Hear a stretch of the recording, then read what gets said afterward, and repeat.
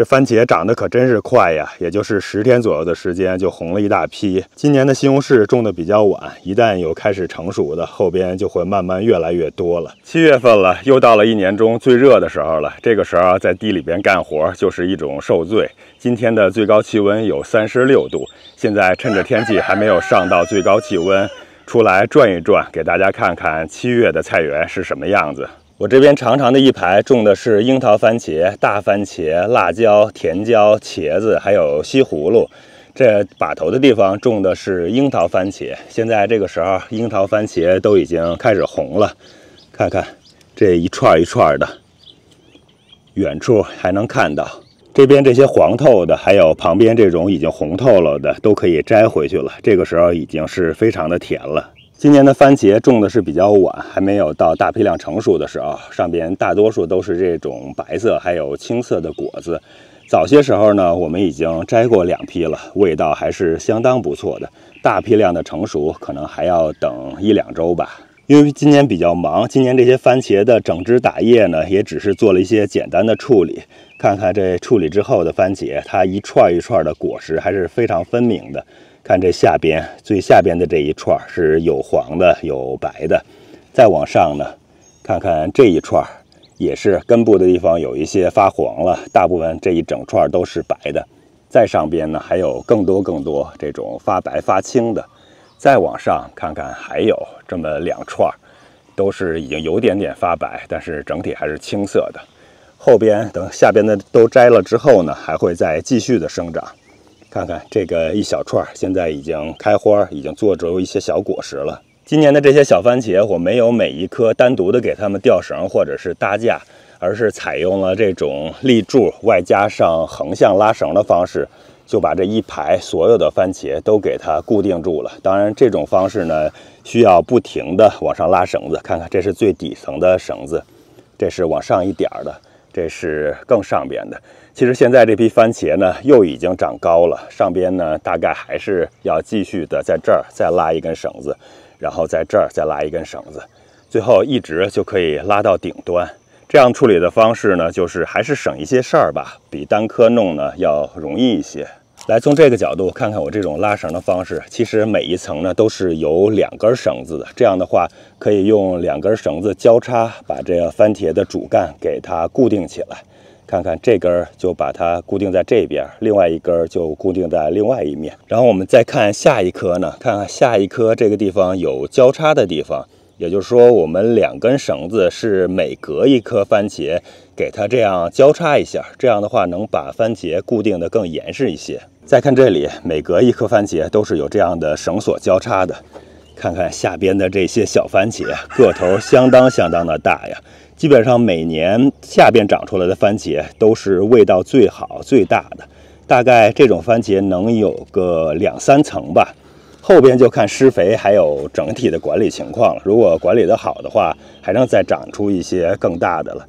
如果是施肥不够的，那可能慢慢的越往高越小一些了。就看着小番茄的个头，咱们摘下了一个，再摘一个比较靠下长得更熟的，看看仔细对比一下，颜色还是有差别的。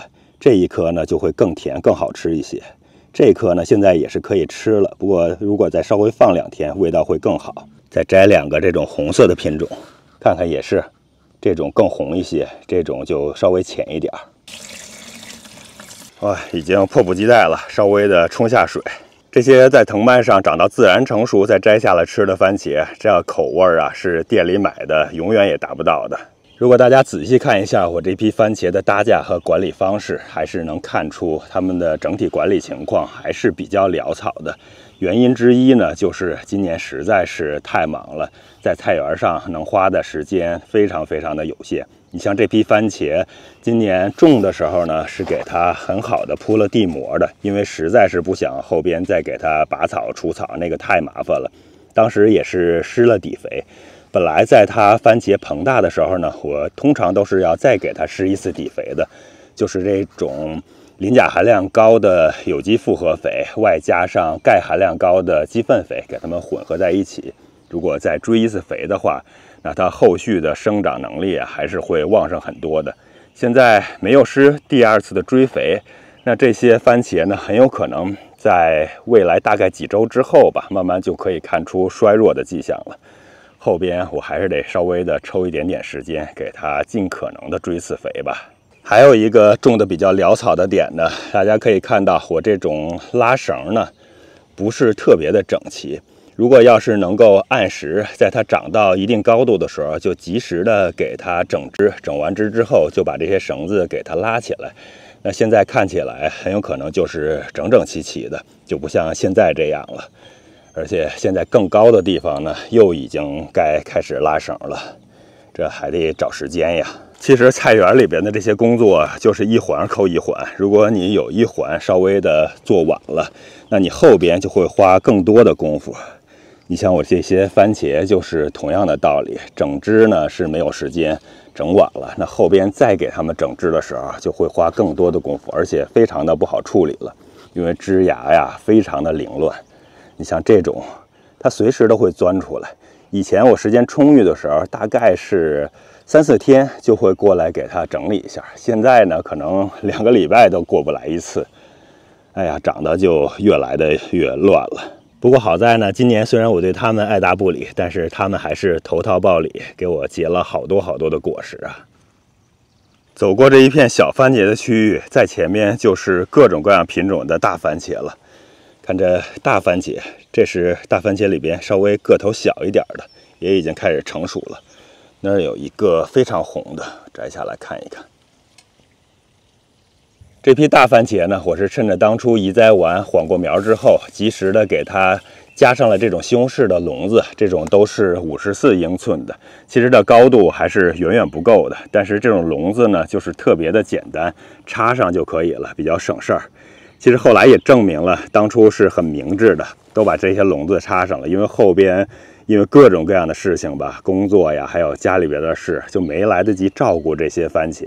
如果当时没插上这些笼子，那现在就东倒西歪的，基本上就没啥收获了。刚发现这边在当初移苗的时候还混了一颗樱桃番茄，下边也已经有好几串，上边都有黄的了。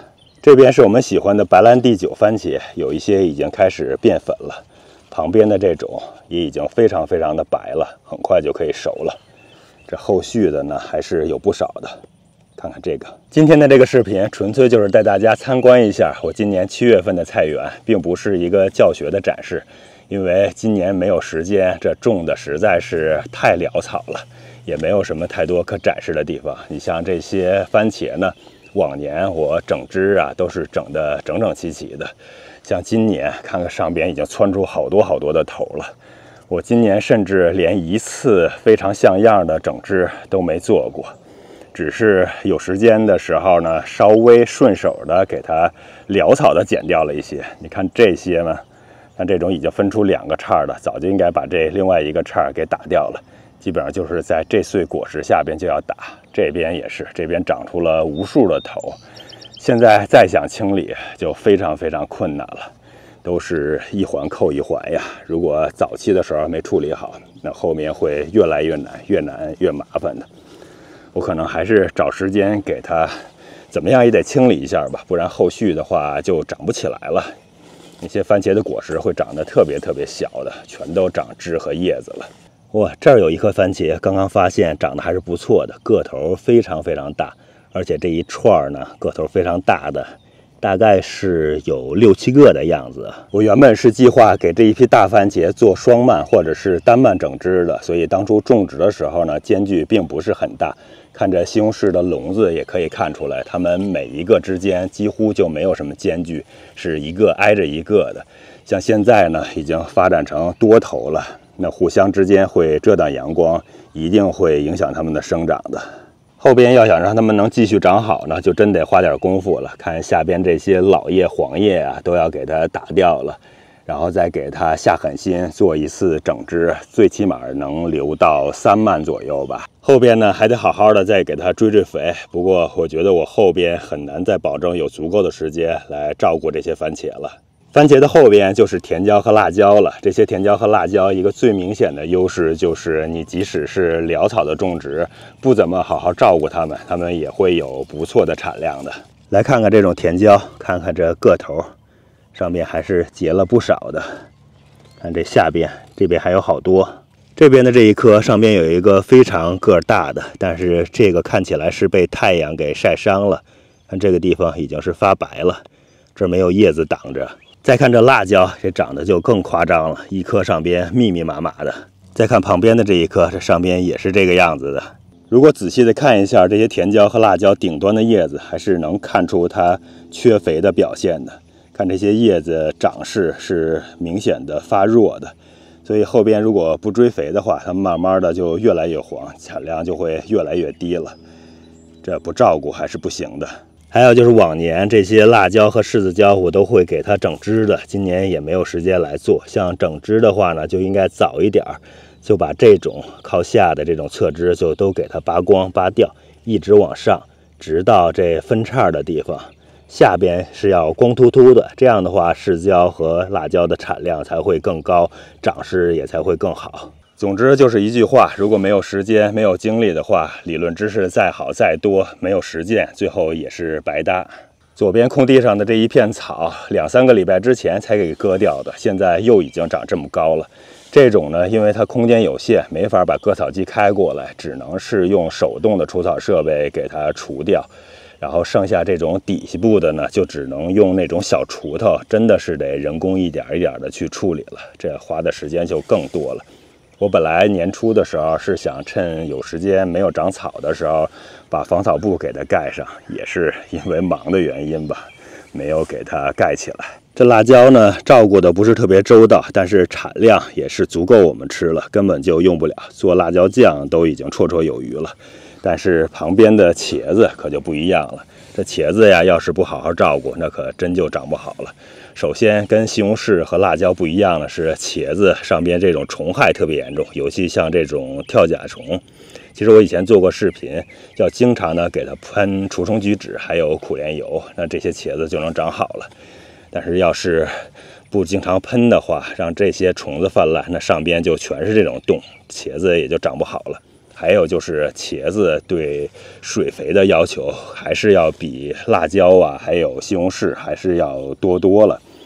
这些茄子你不给它充足的肥力的话，那看这种茄子就长这么点小个，很难再长好了。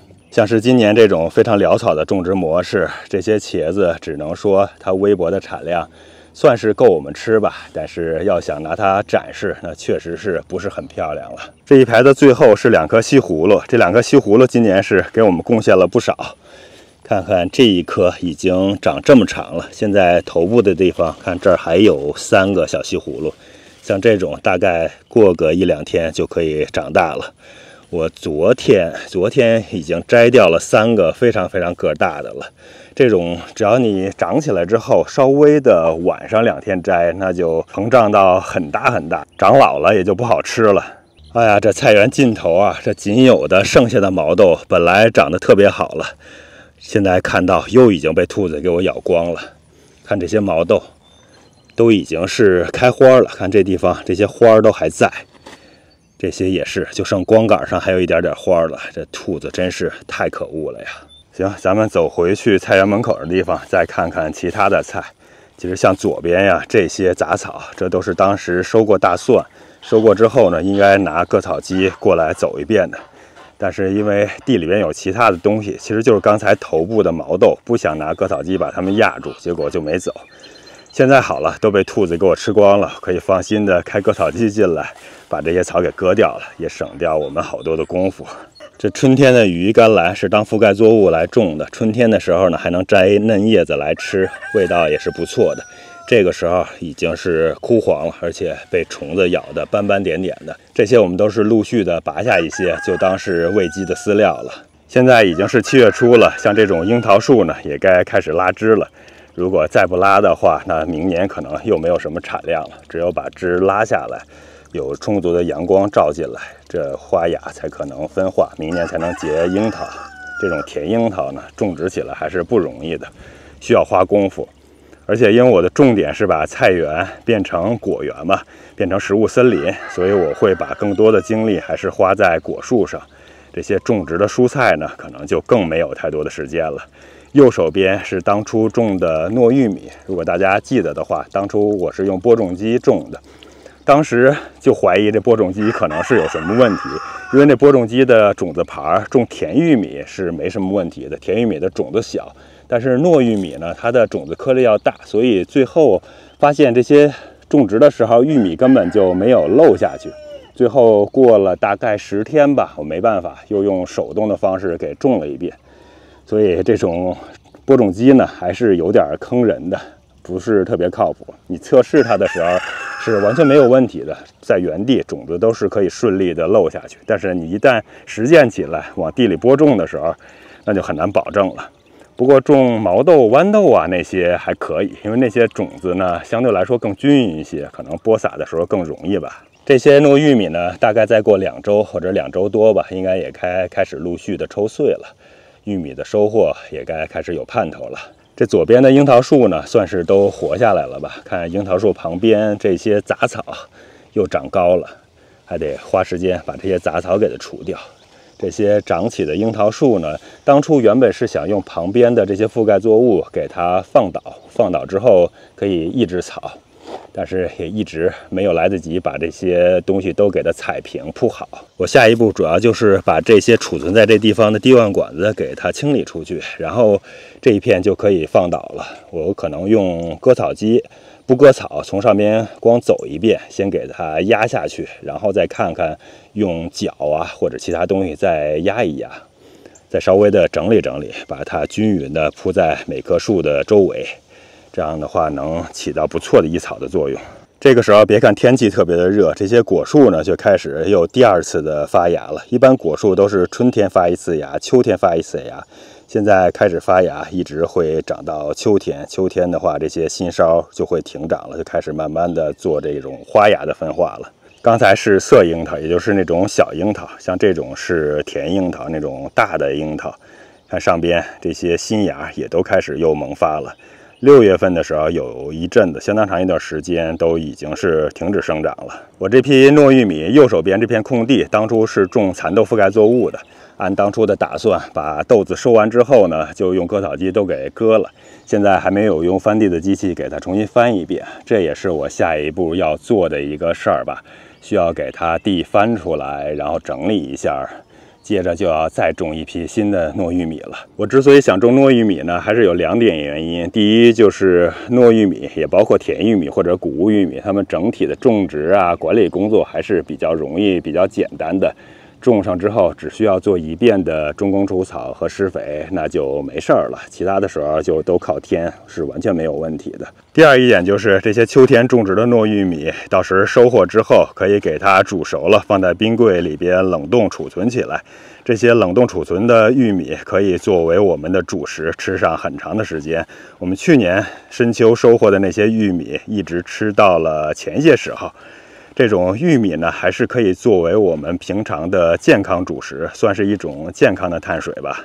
这枣树还有覆盖作物中间的这块空地，也还是有挺大面积的，是我前一阵子花时间给清理出来的。当时是打算种点秋天的豌豆或者是毛豆，但是现在考虑看看有没有时间吧。毛豆呢，还是担心被兔子又给我吃光，豌豆应该还是好一点，虽然兔子也吃，但是如果密植的话，最后还是能有我们不错的收获的，主要就是吃豌豆尖和吃豌豆苗嘛。后边也是看时间情况再来决定了。其实有时间的话，还是应该把我这些时间花在我种的这些小果树上，像这种枣树。现在结了一些枣子，如果要是好好照顾、水肥到位的话，那今年其实应该是能结更多的果实的。你这树的旁边呀，还有树和树之间，如果全都种上菜的话，那就要花去大量的时间。打理这些枣树的时候也不那么方便，所以放在果树上的时间就没有预计的那么多了。再过来看看葡萄吧，这几颗本地的葡萄，今年还是应该能够小有收获的。不过葡萄在美东这地区呢，我觉得应该算是不太好种吧，因为这边空气潮湿，真菌感染特别的严重。你看这些葡萄上边，即使我一直在给它处理，还是有真菌感染或者是烂果的现象。不过整体应该是能保住不少，像这种，这是已经干掉了的。上边还能发现一些烂果的地方，像这种，像这棵下边这2串长得还凑合，但是仔细看的话，也是有个别的烂果的现象的。这棵挂果更多的，那就更明显一些了。从上边看，有不少的烂果，下边再往下走，这密密麻麻的，这地方看着还好。把烂果稍微的摘一摘，后边呢每隔10天或者是14天吧，还得给它做除真菌的处理，否则也是不容易保住的。我这边这些葡萄的品种是本地的尼亚加拉和埃因塞特，这2种葡萄比我种的飓风葡萄总体来说呢，管理还是要更容易。这些真菌感染和烂果现象呢，比飓风还是要轻一些的。现在距离9月份葡萄成熟时间还早着呢，这些葡萄还有足够的时间来生长、来变甜。我们等到葡萄成熟的时候，再来分享一下最后的结果吧。最后再说说我今年入冬或者是明年早春的计划吧。明年像这葡萄这一边的地，我就都把它铺上防草布了，然后整个葡萄呢也用防草布给它盖起来。这葡萄的另一侧，从这儿开始也是铺防草布。西红柿的这一排，明年不打算再种其他的东西了，就专心的把这个地留起来，便于管理旁边的葡萄，还有右手边的枣树了。这枣树旁边，我在想给它翻过土之后，给它施肥，然后也用防草布给它铺起来了。这樱桃树还有枣树中间这一片空地，那就再想一想，是不是给它留出来，留着专门种毛豆、豌豆啊，或者是其他矮的作物用。这边是大菜园一出门的地方，当初这一片种的是甜玉米，是和第一批最早的糯玉米同时种的。看看这些甜玉米，现在都已经结出小的玉米穗了。这一个上边有2个甜玉米呢，长得还是要比糯玉米快一些的。这应该用不了多久就可以收一些甜玉米来吃了。不过这个时候也是甜玉米最便宜的时候，我看超市现在卖1块钱4根儿，所以想想种甜玉米呢还是不是很值。不过我们这种应该还算是更健康一些吧，而且这块地空着也是空着。我现在最担心的就是鹿有可能过来，因为这儿没有什么东西保护。如果一旦被鹿发现，那他们过来把我这些玉米可能1个晚上就全都给扫荡一空了。看这边，这还有一些小的玉米苗，这都是后来补种的。当初我种这些玉米的时候，其实就已经是密植了，但最后呢，还是被兔子给我吃掉了好多小苗，就导致有一些地方呢就有玉米苗的空缺。后来又补上一些，兔子又吃掉一些，最后还是能剩下一些的。像我已经是能料到兔子会给你吃掉一些了，但有时候想不到它是随机的，有时候吃的多，有时候吃的少。但这一次吃的多了，就留下来的少了。看这一排，现在完全都是用防草布给它铺好了，这就省了很多除草的麻烦。这一排前面种的是甜瓜，后边种的是一片的西瓜。这些呢，我回头再给大家单独的分享一下吧。这甜瓜又已经到了该整枝整蔓的时候了，西瓜也是一样，做一下3蔓的整枝工作。旁边的这些蓝莓前一阵子收获了，现在这种小嫩芽都长出来了，其实现在也该给它做一些整蔓的工作了。一般6月底刚刚收获蓝莓，那个时候时机是最好的。现在新叶长出来了，已经不是那么太好了，不过做还是比不做要强的。像这些老的长掉果实的这些枝子就都给它剪掉，然后再稍微的修一修形。后边还有2颗晚熟的蓝莓品种，上面还有一半红的，一半已经熟了的，这应该还能吃上几天吧。这最后一颗就是最晚熟的品种了，看上边也有一些已经是发紫了。这一批如果都熟了之后，那蓝莓季就彻底的结束了。后边的无花果树现在天气热了，也开始发力了，后边应该开始给它好好的整整枝了。再来看看这边的小菜园吧，这小菜园重点种的就是黄瓜、豆角、豇豆、葱、韭菜之类的。先来看看黄瓜，看这是第一批的黄瓜，隔着远处就能看见上边挂了不少。走进去看看，看看这门口的地方，成片成片的，这都是紫苏的叶子，就是以前我们种过一棵，现在遍地都是啊。到处都是，不过也挺好的，当覆盖作物了，可以抑制这旁边的杂草生长。来看这黄瓜，这第一批的黄瓜现在已经是长到了大概顶部了，这上边还有更小的。看这个大白黄瓜，今年主要是以秋黄瓜还有这种水果黄瓜为主，这种生吃的话会更好吃一些。像这些呢是侧枝上边又生了一些瓜，这有2个长得还不错的，后边也是，看看这些。现在冰箱里边还储存了好多黄瓜呢，吃都吃不过来，这长得太快了。其实这一小片也没有多少颗，这一个这都已经有点长老了，应该早点摘就更好吃了。这边也是侧枝上边长了一个，这是正合适的，这种嫩度是比较好吃的。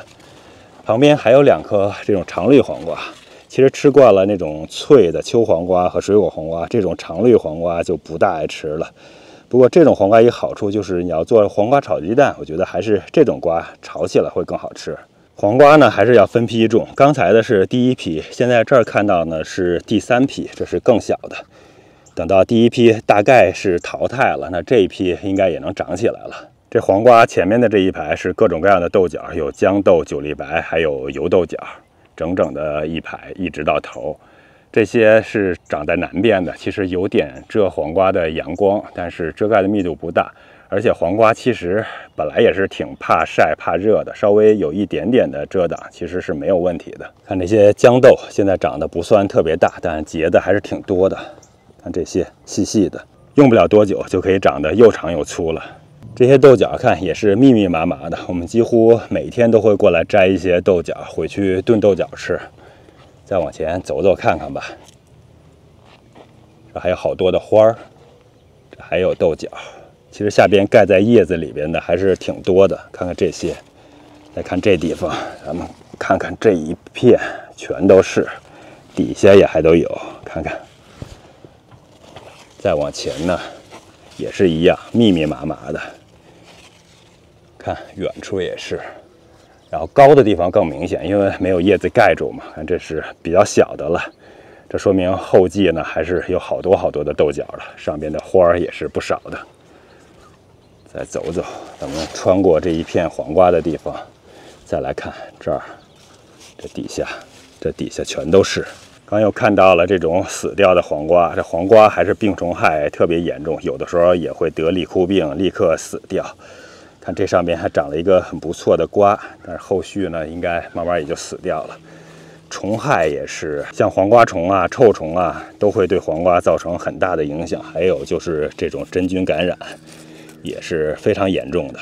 我一般给它们有机的处理方式就是防虫、预防真菌的话，就用除虫菊酯加上苦楝油；如果要是治疗真菌的话，就可以用一些溶剂来处理。这些算是比较有效，也是比较适合有机菜园的处理方式了。这一边小菜床有架的地方种的也是各种各样的豆角，有九粒白，有油豆角，有豇豆。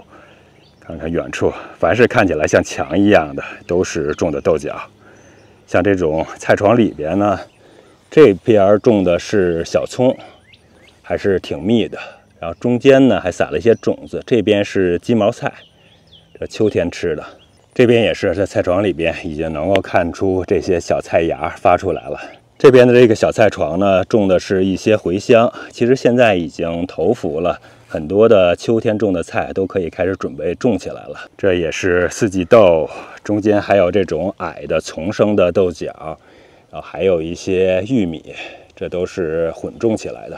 这是更多的豆角，这里边也种了一些黄瓜，这是第2批的黄瓜了。这批黄瓜呢，因为没有滴灌，所以水肥管理呢没有刚才的那一批到位，但是产量其实也还是不错的。里边还是有不少的黄瓜的。看那些长得都还挺不错，后续呢，这种小瓜也还挺多的。这边豆角的下边是韭菜，今年的韭菜比往年还是要差不少的，花的精力太少了。春天的时候该施肥培土也没有做，看看现在这韭菜，这明显根儿已经长得很高了，应该培土大概培到这个位置就长得比较好了。这一批现在还算挺嫩的吧。可以给它摘下来，到时候包点饺子，冻在冰柜里边储存起来。后边争取能找点时间给它重新施一次肥，施一次草木灰，然后盖上一层堆肥土。这是前几天新割的，看看割掉的地方根儿已经有点裸露出来了，这些明显就说明需要给它盖起来了。而且这些韭菜长得已经比较密了，好几年了，早该分根处理了，也是没有时间。更主要的是因为量实在太大了，也吃不了，就没有那么多的心思去做这些事儿了。这是野生的藿香，长了这么一大片。其实春天的时候，这地里到处都是，我们已经当杂草给它除掉好多了。剩下的一点就暂时的留在这儿吧，这能吸引好多好多的蜜蜂。等到时候开花之后，这边还是玉米，下边是豆角，旁边是豇豆。这旁边呢还是这种不爬秧的矮生的这种豆角，然后旁边是爬秧的豇豆。这旁边呢还剩下一些春天的胡萝卜。今年的丝瓜呢种的可以说是相当晚了，往年这个时候丝瓜都已经结瓜了，应该都能吃上了。今年才刚刚爬起来。这边的苦瓜也是一样，刚刚爬上架子，要等吃上苦瓜还得等一阵子了。今年其实大家能看到，我们一个普遍的种植方式就是潦草，或者说好听一点呢，算是佛系吧。种的都是这些好打理、好维护的品种，花的精力就会少一些。这边还有一颗爬地的南瓜，这边这一片小葱呢，长得还是相当的不错，看看。这些个头已经不小了，我们就是密植，然后一点一点的见苗拔着吃，从很小的小葱一直吃到它长大。这些如果再往后长呢，它可以长得更大一些。网的那边远处还有一些丝瓜，下边还有一些爬地的小冬瓜。这冬瓜种的是更晚。这边有一颗西葫芦，基本上已经完成它的使命，快死了。它种在这儿的一个最重要的使命就是把害虫吸引到它的身上，这样的话，我的黄瓜就可以减轻一些病虫害，就能长得更好一些。所以，像是南瓜呀、西葫芦，其实在菜园里边可以把它当成牺牲品，种在某一个地方吸引害虫。这边这个西瓜呢，也已经开始长出一个很小的西瓜了。其实像去年还有前年这个时候，像早春红玉啊之类这种小瓜，我们这个时候都已经吃上了，而且都已经大量的盛产了。今年的西瓜种的是很晚了。看这边密密麻麻一丛，这些是芦笋，这就是盛夏时节的芦笋。春天的时候都是从地里钻出来，粗粗的、嫩嫩的，可以剪下来吃。一到盛夏的时候，就都长成这个样子了。看这边呢。我们还可以看到有一些芦笋已经长了这种小豆豆了，看上边。这边就是我废弃的那个葡萄藤了。这2颗葡萄去年其实我已经给它进行一次大修了，还是剩下了一些，现在又已经爬满整个藤架了，真是能长啊！这边种在鸡窝旁边的南瓜，这一颗已经爬上鸡笼了，就快能够把上面的阳光给遮住了，而且也已经开一些公花了。后边慢慢的可能就开始有瓜长出来了。对了，今年还有一点忘了提了，就是入侵物种，像这种斑衣蜡蝉，现在已经侵袭到东海岸了，这也是进一步增加了我种果树的难度了。来，咱们放大了看一下，看这就是入侵物种斑衣蜡蝉，这已经变红了，说明已经进展到下一个阶段了。它小的时候是那种黑色白点的小不点，现在已经是红色白点了，已经长大了。这个时候就更不好除了。这东西啊，目前应该是没发现有什么天敌，而且我常用的除虫菊酯苦楝油能起到保护作用，但是感觉是很难杀掉它们。多杀菌素也不是特别有效，像是休眠期的硫加上休眠油，应该是有点作用，但是最后是阻止不了它们发展的，还得再想想办法。蓝莓收获之后呢，又到了黑莓成熟的季节了。今年黑莓的挂果是相当的多呀，长满了整个树了。今天呢，实在是太热了，现在已经有35、6度了。我这准备回去了，我们明天或者是有时间，我早一点起来再跟大家分享一下黑莓吧。黑莓的种植、收获，还有包括蓝莓的修剪、西瓜还有甜瓜的整枝整蔓什么的。咱们下次再聊吧，感谢大家的观看、评论、点赞以及一直以来的长期支持。这番茄长得可真是快呀，也就是10天左右的时间就红了一大批，摘下来2盒子，其中有1盒子做西红柿炒鸡蛋，然后凉拌西红柿，还有做了西红柿牛腩，这还剩了不少。我等会儿就给它洗干净，放在鸡泡袋里边，给它放到冰柜里边冷冻起来，留着冬天的时候再吃了。今年的西红柿种的比较晚，一旦有开始成熟的，后边就会慢慢越来越多了，进入了西红柿的盛产期了。